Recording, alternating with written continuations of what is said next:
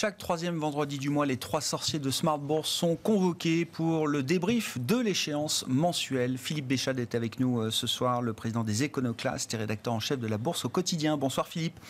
Bonsoir. Ravi de vous retrouver. Jean-Luc Hussac à vos côtés évidemment. Bonsoir Jean-Louis. Bonsoir tout le monde. Perceval Finance Conseil et Romain Daubry, membre de la cellule info d'experts de Bourse Direct, qu'on retrouve également chaque lundi à 12h30 pour le plan de trading. Et donc le troisième vendredi du mois, avec nous également en plateau. Romain, bonsoir. Bonjour.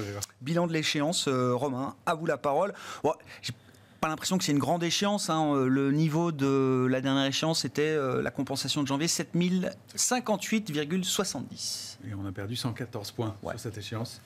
On s'en sort plutôt bien dans le contexte, et c'est un marché qui tient plutôt bien. Alors il n'y a pas beaucoup de changements au niveau sectoriel, stratégique. Voilà, il y a un marché d'attente. On était un peu inquiet, on considérait qu'il y avait un biais un peu baissier et d'un peu de danger depuis le début de l'année. Il y a peut-être tout petit peu de mieux qui se dessine là, mais on n'a toujours pas eu ce sell-off, cette capitulation qu'on attendait. C'est un peu le point d'interrogation. Donc on est un peu entre deux eaux, mais il y a des choses qui sont pas mal. On entame l'échéance du mois de mars avec un ratio de couverture équilibré. On était prudent au début février. Là, on est juste équilibré, ce qui est pas mal, surtout pour une échéance trimestrielle comme mars qui est importante, avec une zone de densité d'options qui nous a bien servi et qui a fonctionné 6 ou 7 fois au moins sur le mois de février, 6007, 6850, qui a extrêmement bien fonctionné. Là, la même zone, elle est plus large sur mars, c'est 6004, 6008. On peut carrément l'étendre. Elle est un tout petit peu plus basse. Ce qu'on peut en dire aussi, c'est qu'il y a 6009, 6007. On est coincé dedans pour l'instant. En dessous, c'est un petit niveau d'amortisseur entre 6000 et 6100, et en dessous il n'y a rien jusqu'à 5006. Donc il faut, voilà, ça permet de mettre en ça donne la perspective les niveaux et les risques en cas d'accélération de la correction. 6004, 6008, ça a l'air d'être un niveau solide. Est-ce qu'on va continuer notre vague de correction ou est-ce qu'on va rebondir enfin sur 6008? Ça se joue sur les niveaux actuels. Il y a un tout petit peu plus d'intérêt sur le futur CAC 40, c'est moyen, 300 000 contrats futurs ouverts contre 350 000 en moyenne. Donc ça progresse un petit peu par rapport au mois précédent, mais c'est encore ténu. C'est un jeu assez ouvert en fait, on ne prend pas énormément d'initiatives dans ce contexte-là. C'est ce qu'on peut dire sur les marchés dérivés en Europe. Après, du côté des marchés américains, là il se passe des choses aussi. À l'échéance du mois de novembre. Des marchés qui ont plus baissé. Qui ont plus baissé. Ce qu'il faut avoir en tête. Et effectivement, on remarquait qu'à l'échéance du mois de novembre, les ratios de couverture étaient particulièrement complaisants, 0,8 sur le total put-call ratio, avec 513 millions d'options ouvertes. Et puis là, on entame le mois de mars avec un ratio de couverture qui est à 1,04 aux États-Unis, donc qui remonte très sensiblement. Il y a plus de protection que d'options d'achat. Plus de protection que d'options d'achat, ce qui n'était pas le cas depuis longtemps, notamment sur l'indice 1,42, c'est carrément couvert. C'était pas non plus le cas. Et la position globale a diminué puisqu'il n'y a plus que 427 millions de contrats d'options ouverts. C'était une baisse de 16-17%. Ça veut dire que la position s'est aussi un petit peu assainie. On note qu'elle était beaucoup montée. Donc il y avait un excès d'optimisme et une position ouverte importante. On atterrit plutôt en douceur pour l'instant. On note que les opérateurs ont bien anticipé les risques et les nouvelles et donc se protègent. C'est plutôt au chapitre des bonnes nouvelles, ou en tout cas d'une certaine stabilité sur le marché, jusqu'à certains niveaux bien entendu. Mais donc en Europe, vous décrivez le ratio de protection put-call comme étant équilibré. Aux États-Unis, on est dans une dimension de prudence. C'est ça. On est un peu plus prudent là-bas. Il y a eu même beaucoup d'options de vente ouverte. Ça c'est assez un tout petit peu, mais on sent que les opérateurs anticipent cette baisse possible. Alors la hausse des taux, les conflits, tous les éléments de contexte actuel. Ce qui était à noter, ce qui était intéressant, c'est que manifestement les opérateurs et les investisseurs ont plus accès à l'information, ils se protègent mieux, ils réagissent mieux. Ce que ça a comme incidence sur le marché, c'est que c'est un marché qui devrait consolider un petit peu, baisser un peu, qui n'y arrive pas. Et c'est pour ça qu'on est vraiment capé, effleuré, on est vraiment bloqué entre deux zones. Un tout petit peu de pression baissière d'un côté qui se rachète vite parce que les niveaux ne tiennent pas, et un marché qui n'arrive pas à baisser, qui n'arrive pas à aller faire ses extensions baissières, à aller rompre des niveaux. Alors c'est très identifié à Paris, hein. On a tous les mêmes niveaux en tête, je pense, à quelques points près, mais 6007 casse, on sait qu'on a une accélération de 200 points facilement derrière, c'est 6720, 730 pour l'instant, à chaque fois on rebondit dessus très nettement, et même on s'est appuyé 2 fois de façon flagrante et assez rapide sur 6828 points sur le futur CAC 40, ce qui en fait un niveau de support un peu plus important, puisqu'on a eu des réactions sans clôture en dessous, et des mèches fortes, donc il y a du rappel. Donc ça, c'est plutôt au chapitre des choses positives. En revanche, on n'arrive pas à déborder 7003 déjà sur le futur, qui est la médiane d'un grand range. Donc il faut avoir en tête 6828 en bas, 7147 en haut sur l'indice parisien. Il n'y aura pas grand-chose de plus si on ne sort pas de ces bornes-là. Bon. En clôture. Un marché un peu bloqué, Jean-Louis, comment vous qualifiez la situation? Qu'est-ce qui caractérise ce marché aujourd'hui? Est-ce que le fait d'être bloqué, d'aller tester régulièrement les mêmes niveaux techniques, est-ce que ça rend ce marché plus vulnérable ou pas forcément? À cette question, le mois dernier déjà, là, cette même question, j'avais beaucoup de difficultés à répondre en vous disant il est difficile à juger ce marché, il n'envoie pas de direction forte, d'indication forte. Et puis à la fin, je vous ai quand même dit, bon, je pars vendeur. Voilà, ce week-end, je ne sais pas si vous vous souvenez, c'est vrai. Je pars vendeur. On a vu une belle baisse d'ailleurs après la dernière échéance. Il y avait une alerte. Ouais. Et en fait, tout s'est passé le lundi dans la semaine. On a fait les plus bas pratiquement là. Après, c'est vrai que quand je disais tout à l'heure, on a fait un bon mois en discutant. On l'a fait pratiquement dans les 3 premiers jours. Après, oui, on a fait des petites choses, mais c'est resté bizarre. Les marchés sont restés extrêmement résilients. Parfois, il y avait des peurs un peu. Moi, j'ai toujours écrit ne surestimez pas les probabilités d'un événement qui a quand même des chances très faibles d'arriver, etc. Mais ça, c'est le côté du biais humain, biais cognitif du trader aussi. Donc, ce qui nous a amené des mouvements extrêmement violents, sans aucune justification fondamentale. On a vu les algos vraiment maîtres du jeu, parce que de toute façon, il n'y avait pas de quoi prendre d'initiative du côté des gérants, pas de visibilité, des menaces, des prix quand même qui étaient... on est à 7000, hein, on n'est pas à 5000. Donc voilà, les marchés sont restés très sensibles aux déclarations, aux fausses déclarations, enfin aux rumeurs parfois, parce que franchement, celle qui nous a fait baisser fort là, il y a quelques jours, c'était un peu exagéré, mais... Bon, le marché chacun entretient son narratif. Oui. C'est un marché de narratif, voilà. Ça fonctionne comme ça. Mais c'est surtout un marché aussi qui entend les menaces qui sont faites, d'un côté et de l'autre. Là, qu'est-ce qu'on voit? On voit une volatilité implicite à 21. C'est beaucoup. Ça veut dire toujours pareil, ce marché... les acteurs du marché sont hyper méfiants. On a conscience des enjeux. Voilà, il y a zéro complaisance. Et c'est vrai que les résultats, beaucoup de résultats des sociétés étaient vraiment très bons. Il n'y a pas à dire, Air Liquide. Et pourtant, ces valeurs, Schneider, ont beaucoup baissé quand même. Donc d'un côté, on se dit, mais ces valeurs... Bon, Hermès, le consensus, il n'y a pas un consensus hyper favorable. Il y a beaucoup de neutralité sur le dossier. On peut en parler. Il y a beaucoup baissé, mais je pense à ces valeurs-là. Bon, Esker, qui n'est pas dans le CAC, mais qui a beaucoup baissé.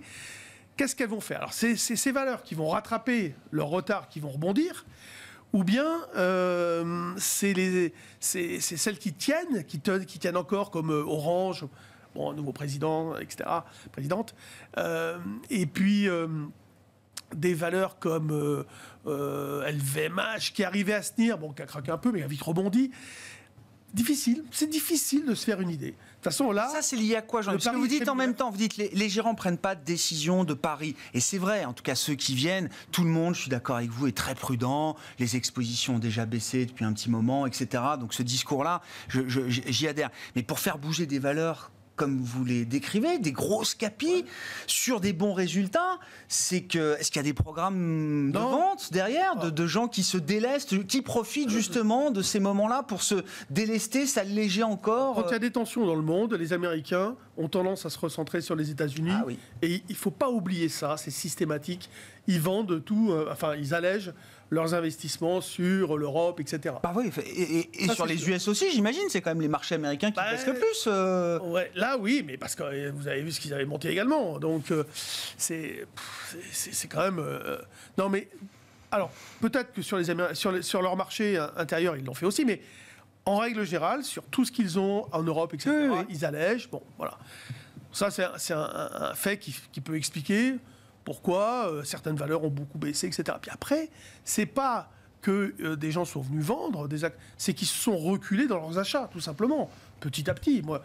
On voit bien que les volumes sont à chaque fois des volumes d'arbitrage, ex-cash futur, options, etc. Ça se voit avec la vitesse des mouvements. Quand vous voyez des mouvements hyper puissants, rapides, sans aucun retracement, constants, pendant parfois 1 heure, 2 heures, ça, c'est pas des gérants qui tout d'un coup se mettent à acheter. Ça, c'est des algos qui vont jusqu'au bout de leur rôle, c'est-à-dire si c'est par exemple un phénomène de, je sais pas moi, une gestion de delta qu'il faut acheter du CAC au fur et à mesure que ça monte, etc. Donc ça va jusqu'au bout, jusqu'à que le delta soit nul, par exemple, si c'est un algo de gestion de delta. Et donc on voit beaucoup de mécaniques de construction qui se mettent en place, construction, déconstruction, et donc ce marché a passé beaucoup de temps à tourner en rond. Alors, il y en a qui disaient qu'il dansait, donc il y a une danseuse qui me dit oui, c'est un peu du Madison. Alors, moi, je suis pas un spécialiste des danses.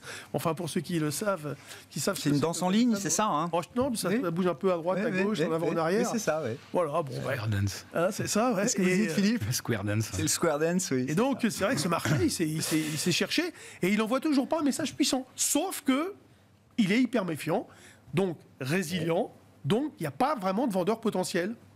Sauf événement grave, hein, mais ils n'appuient pas sur le bouton. Ça, c'est sûr. Ouais. Philippe, qu'est-ce qui vous marque sur ces dernières semaines de bourse et de marché? Bon, comme on a déjà parlé beaucoup de la bourse, c'est de faire un petit tour d'horizon, mais rester sur la thématique que vient d'évoquer Jean-Louis, c'est-à-dire qu'effectivement, ça saute dans tous les sens. On a eu ça sur les devises. Rappelez-vous ce trou d'air sur l'euro qui va d'un seul coup chercher 1,1280. Alors on dit ça y est. Ah bah là, ça y est. Là, les 1,13, on les a vraiment mais cassés, quoi. 3 jours plus tard, l'euro, il remonte à 1,1480. On n'a rien compris. Alors après ça, on peut toujours essayer de trouver un narratif, expliquer que finalement non, la BCE sera peut-être moins agressive qu'eux, etc., etc. Enfin bref, on ne comprend pas grand-chose.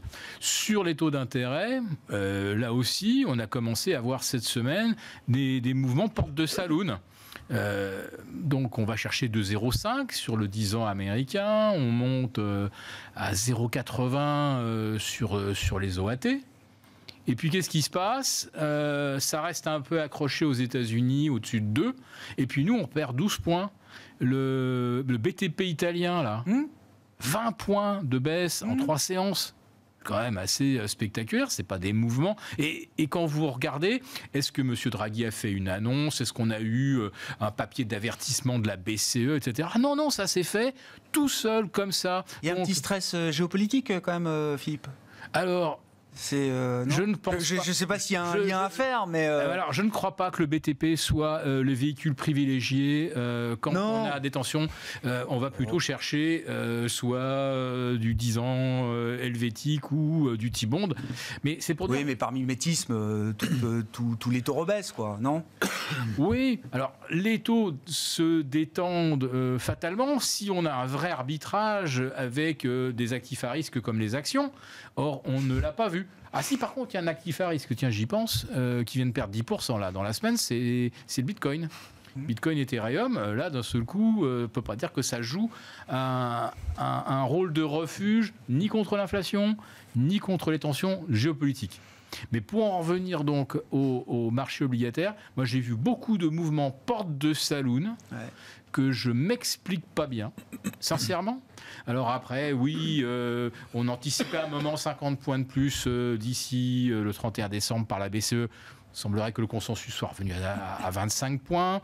Sur la Fed, on ne sait pas si on va aller à 1,50 en ligne droite, en commençant par plus 0,50, plus 5 fois 0,25, ou est-ce qu'on va faire un classique 6 fois 0,25? Et puis demain, si on a une inflation qui redescend à moins de 7, on va revenir à 5 mouvements, etc. Mais là, ça a été vraiment brutal. Et à chaque fois, on se dit, on va peut-être avoir enfin une vraie histoire, on va avoir un vrai raisonnement auquel on va pouvoir s'accrocher. Voilà, c'est l'histoire des 9 prochains mois qui est en train de s'écrire. Non, rien Mais non, ne parce tient. que tout le monde navigue à vue. Rien ne tient. Parce que c'est compliqué, parce qu'il y a de la volatilité statistique, il y a de la volatilité du côté des banquiers centraux, il y a de la volatilité sur les taux. Le move est à des niveaux importants, la volatilité du marché. Moi, ce qui m'inquiète peut-être le plus aujourd'hui, c'est le manque... Mais vous dites de ces mouvements, qu'est-ce que vous en tirez comme enseignement, Philippe ? Ils sont paumés. Je pense. Ouais. Oui, mais non. On est paumé, et puis il y en a qui sont coincés. Si on détient des petites émissions, c'est quelque chose, une émission de moins de 100 millions d'euros, là, la liquidité, elle a totalement disparu. Voilà. C'est encore pire si on est sur du triple B ou du double B. Là, on ne sort plus de rien. Alors après, qu'est-ce qui reste effectivement ? Je pense qu'on n'est pas prêt de voir du monde retourner sur le high yield. C'est un pari que je fais comme ça. Et pour ceux qui sont sur le high yield, s'ils ont besoin de liquidité, là, je ne sais pas comment ils vont faire. Je reste sur cette question. Oui, non, mais c'est vrai qu'on l'a décrit cette semaine, les mouvements sur le crédit, sont significatifs. Et on traite mal sur le crédit, il n'y a pas de liquidité. C'est compliqué de traiter effectivement sur cette partie-là du marché. Est-ce qu'on peut s'intéresser, alors, vous l'avez dit Romain, là, ces belles valeurs qui sont en baisse de 30% depuis l'automne dernier. Alors Hermès, je le citais comme emblème du jour, 30% de baisse par rapport au sommet. Alors le sommet d'Hermès, c'était en novembre, mais d'autres avaient commencé à baisser avant. Alors vous citez Dassault Systèmes, Téléperformance a perdu plus de 20% aussi. Voilà, il y en a d'autres. Est-ce que c'est survendu ? Est-ce qu'on trouve des valeurs là qui commencent à être survendues dans cette catégorie de grandes, belles valeurs de qualité, richement valorisées ? Mais est-ce que désormais les baisses commencent à devenir intéressantes ? Elles le deviennent manifestement parce qu'il y a eu un coup d'arrêt dans la tendance baissière. Il y a des niveaux qui sont testés effectivement en ce moment avec des réactions plus ou moins brutales sur des publications. On défend quand même sur Hermès en clôture des supports aux alentours de 1191, 1200, même si la baisse du jour est un peu marquée. Téléperformance, elle a perdu 22%. Effectivement, elle rebondit. Elle, c'est plutôt au chapitre des bonnes réactions. On avait choisi aussi Dassault Systèmes qui a perdu 30% depuis novembre. Oui, ce sont des niveaux intéressants. Ce sont des niveaux aussi de retracement important de toute la hausse Covid. En fait, on utilise souvent les ratios de Fibonacci et on arrive dans des zones qui sont entre 38,20 et 50% de retracement de toute la hausse de mars 2020 à donc l'automne, comme vous disiez. Ça a commencé pour Kering de façon flagrante au mois d'août. Ça a été plus récent pour Legrand qui a perdu 20% depuis le 1er janvier quand même. Et donc elles ont des configurations où effectivement elles arrivent sur des niveaux de support importants avec des réactions, avec en bas de marché des marteaux, donc des bougies avec une grande mèche basse en dessous et un petit corps avec un gap souvent. Ça sont des signaux de possibles retournements qui vont être à confirmer. Et c'est un peu, ça traduit toute l'incertitude dans laquelle on est en ce moment. Est-ce qu'on va confirmer et on va pouvoir repasser ces niveaux-là ? Moi qui étais assez pessimiste, enfin prudent dans une vague de correction que je pense sont toujours sur des feuilles de route, mais être une vague de correction A. Je rappelle que A, c'est la première vague de correction dans un mouvement en A, B, avec un rebond, le rebond étant en B, et c'est une vague bien plus méchante qui aurait lieu dans le courant du printemps. Donc, dans ce contexte-là, on se dit que oui, effectivement, on va peut-être même pas aller au bout de la vague A, qu'on avait identifiée comme étant une vague de Wolf sur l'indice CAC 40, par exemple, avec des cibles autour de 6500 points. Là, les réactions qu'on a depuis le début de la semaine, l'Eurostoxx qui casse 4039 et qui casse un canal haussier de moyen terme en début de semaine, violemment, en s'éloignant vraiment de la borne, et qui le réintègre quasiment instantanément, c'est encore une fois un signe de résilience énorme. Et tout le contexte géopolitique fait qu'on a des mouvements de baisse un peu marqués, mais des rebonds qui sont aussi violents. Et maintenant, on réagit très peu ou quasiment plus aux dernières annonces. On reste à l'équilibre. Alors, c'est un peu plus lourd là depuis quelques heures aux États-Unis, mais globalement, c'est plus une consolidation qui se met en place. Donc, c'est toute la question. Est-ce qu'on va rompre les niveaux et aller faire ce petit sell-off petit, je ne pense pas qu'il soit énorme compte tenu du contexte qu'on a décrit depuis tout à l'heure, pour rebondir ensuite. Et on voit que ça frémit et on a plutôt l'impression que les opérateurs sont dans les starting blocks pour un petit rebond, un petit sprint, une petite accélération. Je ne m'attends pas à des mouvements très importants non plus. Je pense que si on revoyait les plus hauts annuels sur l'indice CAC 40, ce serait déjà le bout du monde cette année. Et je pense qu'on n'y est pas encore. Il faudra passer donc 7003 pour prendre un petit biais haussier. Là, ça pourrait accélérer un peu parce qu'on bute sous ce niveau depuis le début de la semaine. Et, on ne casse pas les niveaux d'en dessous. Donc, il y a un petit contre-pied. Il y a du pessimisme. Il y a des opérateurs qui sont qui ont beaucoup de cash. Il y a beaucoup de particuliers aussi qui le disent, qui sont liquides et qui qui attendent des opportunités pour rentrer. Et on sait que quand tout le monde veut acheter sur repli, en général, c'est pas ce qui se produit. Donc, il peut y avoir ce petit contre-pied à court terme. Alors, est-ce qu'on va aller chercher 6005 avant d'aller chercher 7140, 7150, peut-être 7250 c'est vraiment là la question. Et ça peut se jouer ici. Ça se fera pas sans ces valeurs-là, je pense.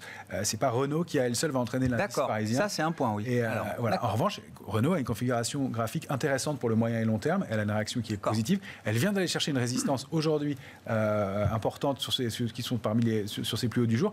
Mais graphiquement, il se passe quelque chose. Il y a un retournement sur la valeur. Maintenant, je pense qu'on ne se précipite pas dans un contexte d'incertitude et les choses peuvent se décanter un peu. Il y a, à mon avis, beaucoup plus de stock picking à faire. C'est toujours le terme, le mot. Là, c'est plus vrai que jamais. Je pense que ça se devient encore plus concentré sur quelques valeurs en retard. Et puis, si on considère que c'est une dernière phase de hausse qui nous attend, alors avec un petit sell-off avant ou pas, il y a aussi un élément à avoir en tête, c'est qu'on est souvent dans ces mouvements-là, dans des périodes de concentration. Les entreprises ont pas mal de cash.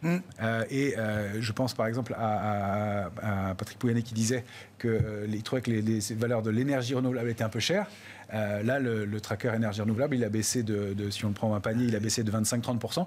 Il va peut-être commencer à vouloir faire des courses. Ouais. Donc, je pense qu'il y a tout un mouvement qui va se mettre en place de concentration. Kering a dit oui, M&A, bien sûr, on peut avoir une acquisition dans un futur proche. Voilà. On sent que ça. Là, il faut aller chercher des des petites et moyennes capitalisations qui peuvent être dans des secteurs. Alors, il y a, je pense, des gros éléments à regarder. C'est peut-être du côté technologique, en effet, du côté des énergies, bien entendu, énergie renouvelable notamment. Du côté de l'armement aussi, pourquoi pas, et puis oui, tout, donc technologique au sens large, technologie de paiement, etc. Il y a pas mal de choses qui peuvent se passer de ce côté-là, à mon avis, et ça va plus être des dossiers individuellement. Ça se détecte aussi graphiquement, on arrive à en trouver certains. Pour l'instant, il n'y a rien de flagrant, mais voilà, je pense qu'il peut y avoir ce mouvement qui s'alimente. En tout cas, on sent bien qu'il faudrait une bonne nouvelle et une petite détente pour déclencher un petit sprint, encore une fois, rien d'extraordinaire. Ouais. Bon, sans être Patrick Pouyanné ou François-Henri Pinault, est-ce que c'est le moment d'aller faire des courses un peu dans une logique de stock picking, Jean-Louis ? Stock picking, je ne sais pas, parce qu'en fait, c'est un pari très binaire qu'on fait actuellement. C'est-à-dire qu'on est... Hermès à moins 30, c'est binaire. C'est binaire parce que... Ça peut continuer de perdre 30. Ben, le problème, c'est que le démarrage, c'est de se dire quoi ? C'est de se dire, je pense qu'il n'y aura pas de conflit et que ça va aller mieux et qu'on ne cassera pas 6006. Si on est d'accord avec ça, on peut tenter d'acheter. Mais la réponse sera binaire, c'est oui ou c'est non. Ouais. Et ça peut être violent, si vous voulez. C'est ça le problème. C'est que, en fait, vous pouvez avoir des mouvements peut-être ennuyeux pour celui qui aura acheté, pas catastrophique sur du moyen long terme, certes, mais un peu embêtant si on va plonger sur un dérapage de la situation autour de l'Ukraine. Alors, tout ce qu'on peut être amené à faire, faut être conscient des risques, se dire, oui, en effet, il y a des opportunités, oui, toutes ces valeurs citées, bon, moi j'aime bien Liquide, Schneider, même des grosses comme ça, après il y a des petites moyennes et tout, qui sont dans des configurations peu ou prou proches de niveaux très importants, avec des replis importants, et d'ailleurs, quand on voit des replis comme ça, il y a de quoi se gratter la tête, se dire, mais mince, quand même, c'est un Esker, pourquoi ça baisse comme ça ? Ça n'arrête pas. Enfin, c'est quand même incroyable. Je sais pas, parce que c'est trop cher. Oui, alors, oui, ça c'est sûr qu'elle était très chère. Bon. Bah oui. Alors pourquoi ils ont payé tout ce qui a plus de 20 de PE forward, et j'imagine qu'Esker était. Bah voilà. Mais non, mais bon, pourquoi ils ont payé à ce point-là 300 et quelques, etc. Bon, enfin, et là, ça devient un peu excessif peut-être à la baisse, mais c'est vrai qu'il faut d'abord répondre à la première question. Et si on achète là, alors pourquoi le stock picking pas évident ? Parce que c'est violent. C'est-à-dire que si vous avez la chance d'acheter sur un plus bas temporaire et que ça remonte, vous allez faire votre trade d'aller-retour. Mais si ça continue un cran en dessous, vous ne reverrez pas forcément au-dessus. Et c'est en cela que c'est binaire. Et ça ne tient pas à grand-chose. Ça ne tient vraiment pas à grand-chose. Donc il n'y a pas d'urgence à y aller agressivement sur des belles valeurs qu'on regarde, qu'on a dans sa liste. Il n'y a pas de market timing, si vous voulez. Il n'y a pas une indication que voilà, c'est le moment d'y aller. Le marché est en train de se retourner tranquillement. On n'a pas des indicateurs suffisamment positifs avec des vrais moteurs qui sont en train de donner, comme ça, visuellement, des signaux que ça repart. Pour l'instant, ce n'est pas le cas. Ça peut être le cas la fin de la semaine prochaine, mais pas aujourd'hui. D'accord. Philippe, je suis toujours très mal à l'aise sur le thème les marchés et la guerre, parce que, alors, est-ce qu'effectivement, je ne sais pas, une très mauvaise nouvelle sur l'Ukraine avec la Russie, les Occidentaux, etc., est-ce que ça peut être un déclencheur qui soit à l'origine d'un flush, d'un plongeon de marché. Moi, je me souviens d'une époque où la Corée du Nord tirait des missiles, on se réveillait le matin, et puis rien ne se passait, quoi. Hein? Non, mais c'est pour ça que j'arrive pas à définir si ça peut être un stress de marché énorme au point de tout envoyer valdinguer. Alors, je ne sais pas si les statistiques sur le long terme, le temps long, peuvent être d'un quelconque renseignement. Voilà. Mais disons que depuis 1960, je regarde le marché américain, chaque fois que les États-Unis sont rentrés en guerre quelque part, alors, soit c'est la Corée, le Vietnam, tout ce que vous voulez, Panama, la Barbade, l'Irak. J'ai pas d'exemple où le jour où la guerre est déclenchée, Wall Street perd 2%. Ouais, lundi dernier, on a commencé à -3, il n'y avait pas de guerre, c'était juste à nouveau des moulinets de la diplomatie américaine. Dans l'histoire, c'est pas vraiment un grand facteur perturbant. Bon, alors bien sûr, on se rappelle tous du déclenchement des hostilités en 91 et puis en 2003. Bon, le marché avait beaucoup baissé avant. Une fois que le conflit commence, on passe tout de suite à autre chose. J'en sais rien. C'est les États-Unis. C'est un marché qui fait preuve d'un sang-froid face à la guerre, comme si c'était quelque chose vraiment auquel ils sont totalement accoutumés. Voilà. Il y a des porte-avions, hein. Oui. Voilà. Je veux dire, oui.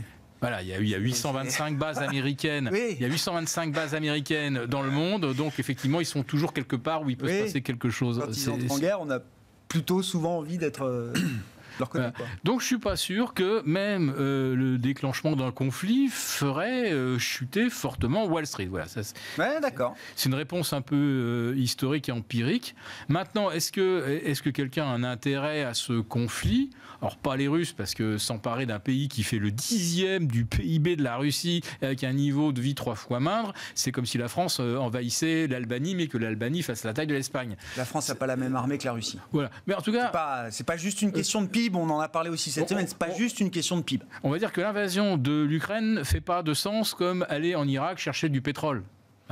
Ou, je ne sais pas, priver Saddam Hussein de pseudo-armes de destruction massive. L'Ukraine, ça produit un petit peu d'acier, ça produit un petit peu d'armement.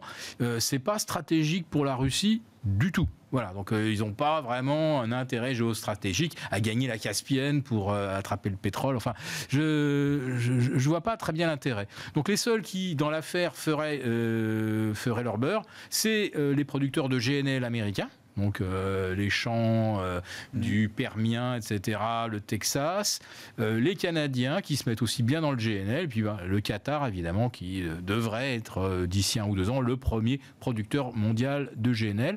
On a les Allemands qui annoncent aussi que leurs terminaux du côté de Hambourg, ils vont peut-être mettre de plus gros tubes pour décharger le GNL. Après, c'est jamais aussi efficace qu'un pipeline ou qu'un gazoduc. Qu'un Nord Stream, c'est sûr. Il faut quand même les faire traverser, ça prend du temps, il faut les mettre dans les ports. Voilà. Sans oublier que les méthaniers qui transportent le GNL, ce sont des bombes. Il faut savoir qu'un méthanier, c'est à peu près l'équivalent d'une bombe Hiroshima en termes d'énergie contenue à bord. Heureusement qu'on n'a jamais eu d'accident. Mais c'est pour dire que un méthanier qui exploserait à Hambourg, il n'y aura plus de Hambourg, en gros. Donc, personne n'a vraiment intérêt stratégiquement et militairement à s'emparer de l'Ukraine ou à y faire quelque chose. Voilà. Donc c'est en périphérie que éventuellement il y a peut-être des business qui se trouveraient bien. La collecte de données, le brouillage, tout ce qu'on veut. On peut peut-être expérimenter de nouvelles armes en conditions réelles. Mais vraiment ce conflit-là, ça ne fait l'affaire de personne. Pour en revenir aux actifs de marché, moi je note. On a eu quand même des petits pics de stress cette semaine. Le pétrole n'a pas encore franchi les $100. Non, et puis en plus ça, il y a pour le Brent, il y a un point d'arrêt à 97. Vous avez à peu près le même à 95 sur le WTI. Donc voilà, on a quand même fait une bonne partie de l'objectif. Après ça, le gaz, alors lui, il peut aller, je ne sais pas jusqu'où. Ça, c'est une volatilité digne d'une crypto. On pourrait appeler ça du crypto-gaz, je ne sais pas. Donc, il y aura peut-être moyen, effectivement, de s'amuser un petit peu avec la volatilité des matières premières. Mais là, surtout, ce que l'on voit quand même, là, pour résumer la semaine qui vient de s'achever, donc 0 ou pas grand-chose sur le CAC, moins 0,8, je sais pas, en clôture. C'était la semaine quand même de l'or et de l'argent, avec le franchissement là de très importants seuils de résistance. Et là, on peut essayer d'y trouver effectivement un lien avec le géopolitique, l'or, le refuge, patati patata. Ou alors, on réalise que les banques centrales vont peut-être pas aller très au-delà de 1,50, 1,75 en termes de loyer de l'argent. Le prochain chiffre d'inflation aux États-Unis qui sera 8%, où on nous dira qu'il faut absolument faire des hausses de taux de 100 points de base dès le premier meeting.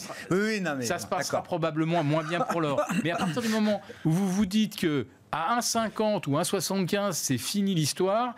Les métaux précieux, ils ont déjà anticipé ça tout le long de l'année 2021. En 2022, si ça s'arrête à 1,50, 1,75... Donc c'est un gros feu vert, quoi. Ah bah c'est un gros feu vert, parce qu'on a déjà pricé, là, on va dire, la concurrence déloyale des taux par rapport à quelque chose qui rapporte rien. Bon.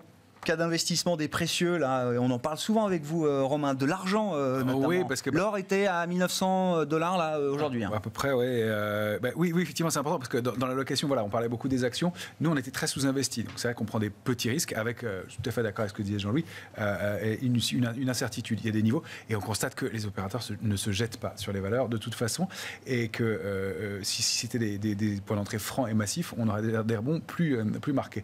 Donc, et en plus, on considère toujours qu'on est dans une phase de correction globalement et qu'on peut assister à un rebond. Donc, effectivement, côté action, on est parcimonieux, on met des stops courts et on accepte d'avoir tort et de sortir rapidement si ça ne confirme pas. Sur les matières premières, oui, nous, ça fait partie de nos grosses allocations. On est investi largement sur l'or et l'argent depuis longtemps, peut-être beaucoup en amont, mais on est content dans ce cas de figure-là et on travaille maintenant à titre spéculatif, en plus l'or et l'argent, en plus d'un investissement de fonds. Oui, l'argent toujours au-delà de 21,90, 22, ça rebondit quasiment systématiquement et on fait des écarts et des arbitrages jusqu'à 24, 40, 24, 80. Si on arrive à dépasser 24, 80, 25, là ça devrait accélérer, retourner chercher 28, 10, pourquoi pas 28, 80 au moins.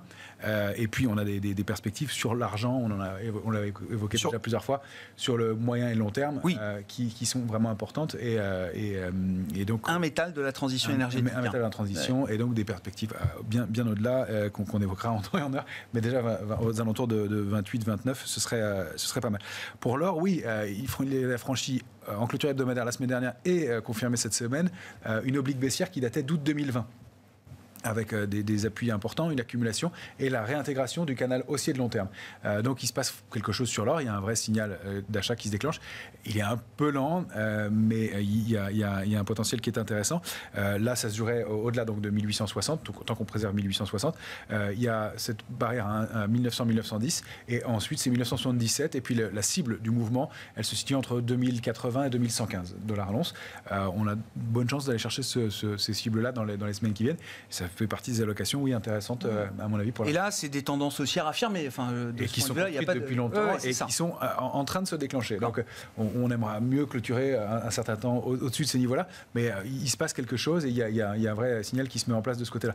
Quant au pétrole, oui, on arrive à des niveaux qui sont charnières. On l'évoquait, il y a un petit peu de divergence. On voit que l'indice CRB est en train de sortir par le haut de son canal haussier, mais avec des divergences, et puis qui fait des allers-retours. C'est un peu nerveux. Le CRB, c'est 19 matières premières, dont 40% de pétrole à peu près. Donc, on voit que ça pêche un peu de ce côté-là, et le call est toujours haussier. On a le droit d'alléger et d'essayer de se replacer si on va être stratégique. Sur le moyen et long terme, je pense qu'on n'a pas fini de voir des mouvements haussiers, bien sûr. Bon, sur les matières premières, Jean-Louis, si vous avez des commentaires à rajouter. Puis un mot des devises, ça a déjà été évoqué rapidement par Philippe, mais c'est vrai que, mis à part le côté un peu refuge du dollar, au final, toujours une grande stabilité sur l'euro-dollar. Hein. Ah ben là, c'est terrible. Hein. Bon, l'or, oui, bien sûr. Une stabilité terrible. C'est bien que les devises soient stables.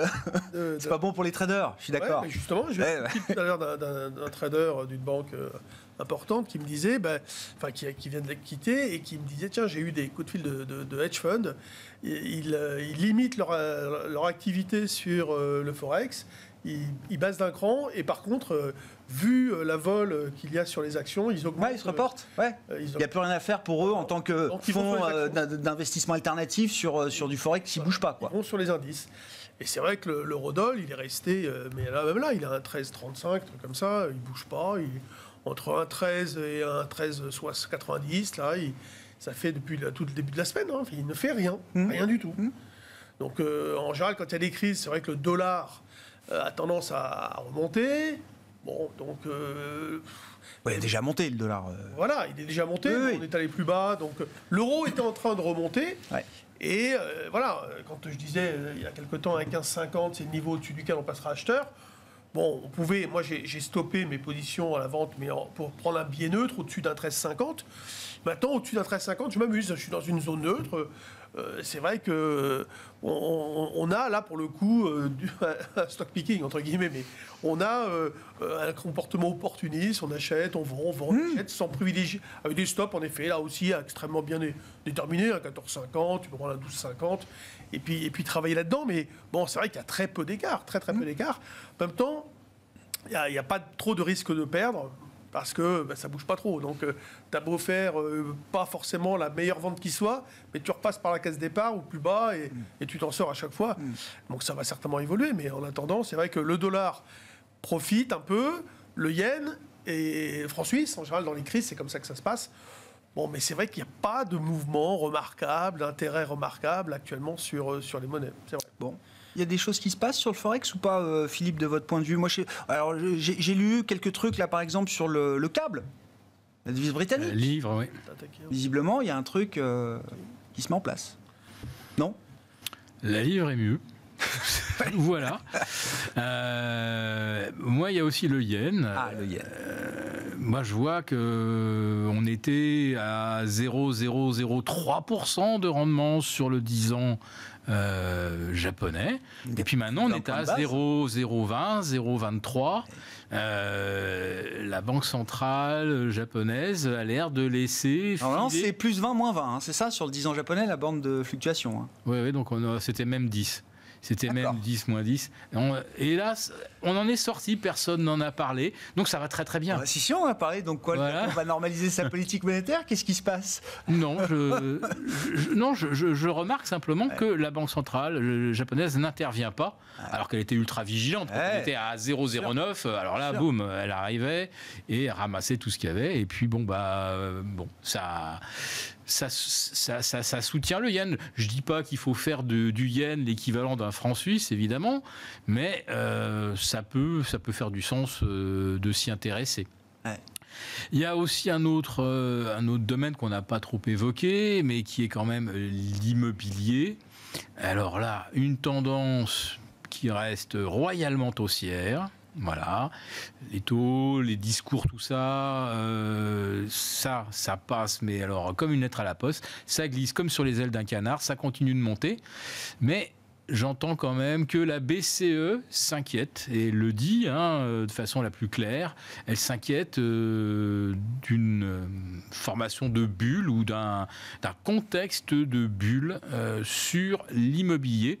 Et c'est vrai qu'aujourd'hui, si on veut plus aller sur l'obligataire, parce que je pense qu'effectivement il y a pas grand-chose ou plus grand-chose à gratter et que de mauvais coups à prendre. Sur les actions, c'est quand même beaucoup ennuyé. Qu'est-ce qui reste comme alternative pour des gens qui ont vraiment beaucoup d'argent, si on veut comme ça arbitrer 100 millions, 200 millions, 500 millions il reste que l'or, l'argent c'est trop étroit, il reste l'immobilier. Et si on nous dit que l'immobilier c'est en bulle, pour moi c'est un message adressé aux banques. Ça veut dire... on se montre un peu plus restrictif, on est plus sélectif sur les dossiers, on calme le jeu. Sur le plan macro-prudentiel, en France en tout cas, c'est ce qui s'est passé ces derniers mois, ces derniers trimestres. Alors, ça avait commencé par Villeroy de Galhau d'ailleurs, qui disait que... Les recommandations sont devenues des règles à respecter, sur le levier qu'on peut accorder aux... Mais ça fait quand même 10 ans qu'on n'a pas entendu un banquier central faire un commentaire sur les niveaux atteints par l'immobilier. Voilà, donc j'entends ça. Je dirais pas que c'est une petite musique, mais ces gens-là, ils parlent rarement en l'air. Bon. Aux États-Unis, c'est un sujet quand même. Pour conclure, Romain, on se voit lundi donc pour le plan de trading. Oui, non, mais pour conclure là sur cette journée d'échéance, donc c'est ça en fait. Je ne sais même plus comment décrire la situation. C'est trading range et on est en situation d'attente du côté de la borne basse du trading range, en dessous de 7003. Si on était au-dessus, ce serait un petit peu plus haussier. On est plutôt en dessous. C'est 6959, 7003. Mais on accumule dans cette borne-là. Pas 7300, 7003. Oui, 7003 points. Non, mais je précise pour tout le monde. Je donne des points trop. Non, c'est tout à votre honneur. Et même ne comprenez pas 7300. Et même 7045, ce serait encore mieux pour aller chercher 7098, enfin 7100 et ces niveaux-là. On a l'impression qu'on est proche du déclenchement. Ça se fait pas, ça se met pas en place tant qu'on n'est pas au-dessus. On alterne achat et vente avec un petit biais baissier puisqu'on est sous cette médiane. Donc grand trading range. Il n'y a pas beaucoup mieux dans l'immédiat, mais un peu moins mal qu'on était il y a quelques jours, quelques semaines, notamment en raison de ces couvertures et de ces niveaux qui peuvent être des points d'entrée. On se retrouve lundi, Romain, à 12h30 dans Smart Bourse pour le plan de trading. Messieurs, Philippe Béchat et Jean-Luc Cussac, on vous retrouve. Ah, c'est fini, Philippe. Non, on se retrouve dans un mois. Et Hermès s'est sauvé. Pourquoi Hermès s'est sauvé? Extraordinaire. Elle a fait 150, ils l'ont terminé à 1200. Magnifique marteau aussi. Le marteau se confirme pour Hermès. Par tort. Ça s'arrêtera là pour ce soir. Merci beaucoup, messieurs. Les 3 sorciers de Smart Bourse qui sont avec nous chaque 3e vendredi du mois à 17h dans l'émission.